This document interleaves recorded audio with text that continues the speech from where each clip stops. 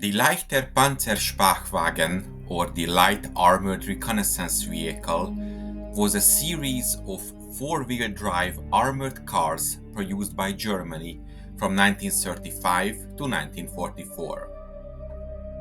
They were one of the main assets of the Panzeraufklärungsabteilungen, or the armored reconnaissance battalions of the Panzer divisions. In the wartime German army, reconnaissance was a sophisticated and complex undertaking, and the reconnaissance battalion was a key component of all divisions. This was especially so for the armored divisions. Their reconnaissance battalions were not simply scout units.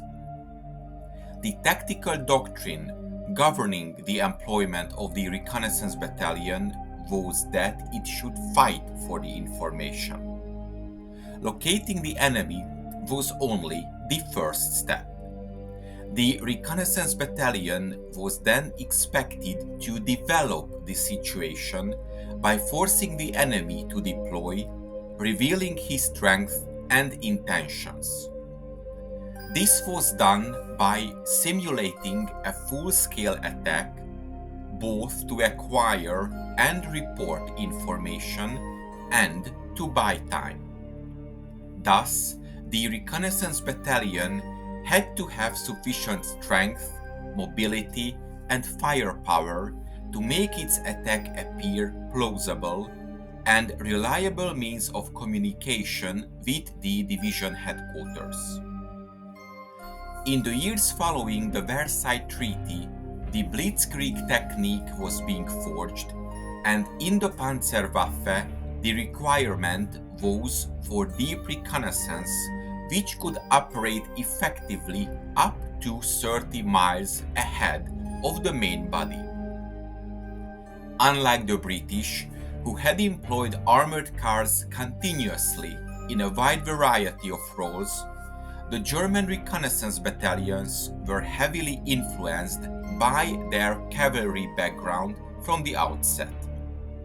Thus, their order of battle contained all the elements which were present in the cavalry screens of 1914, but reflected in the modern idiom.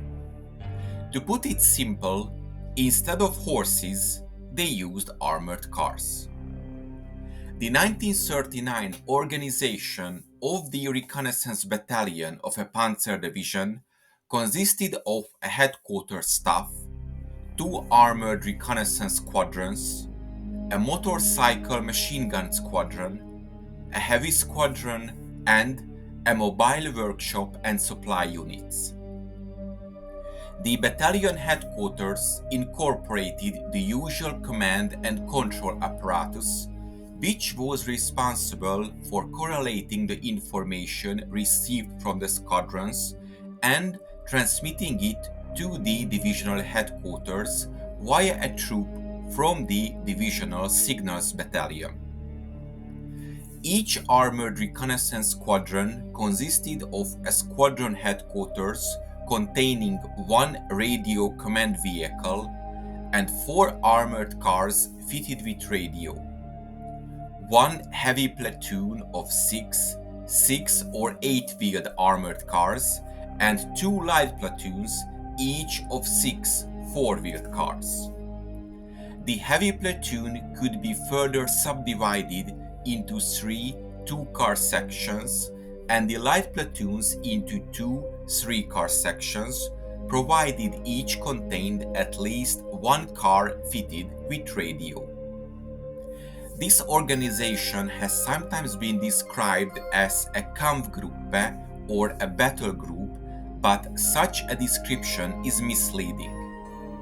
The function of the motorcycle machine gun squadron and the heavy squadron was that of shock troops, designed to create a path for the cars through the enemy lines by suppressing the opposition with a high volume of fire. Once through the zone, the cars completed their mission alone. These cars performed well in countries with good road networks like those in Western Europe. However, on the Eastern Front and in North Africa, this class of vehicle was hampered by its relatively poor off-road performance. The Sonderkraftfahrzeug or Special Purpose Vehicle 221 was the first in a series of light reconnaissance vehicles designed to meet operational requirements including reliability and ability to run on a variety of grades of fuel, simple construction, and good off-road performance. Its road speed of 80 km per hour, its cross-country speed of 40 km per hour, and it had a range of 300 kilometers. The 221 was armed with a single 7.92mm machine gun, which was replaced from 1938 onwards with an MG-34. It had a two-man crew, a driver, and a gunner commander. However, this type proved too small and too lightly armed, so in 1936 a heavier version was developed. The Sonderkraftfahrzeug 222, which later became the standard light armored car in the German army until the end of the war. The 222 was fitted with heavier armament and a larger turret than the 221, but it was still crammed and lacked top protection other than a wire screen designed to allow grenades to simply roll off. This version of the vehicle was armed with a 2 cm autocannon and one machine gun. The machine gun was mounted coaxially with the autocannon, and both weapons were fitted with an elevation and traverse mechanism and floor-mounted firing mechanism. The turret was rotated by the traversing weapons rather than the weapons being fixed to a traversing turret. The crew was increased to 3 by the addition of a gunner, relieving the commander of that task. The production ran until late 1943 with more than 900 vehicles produced.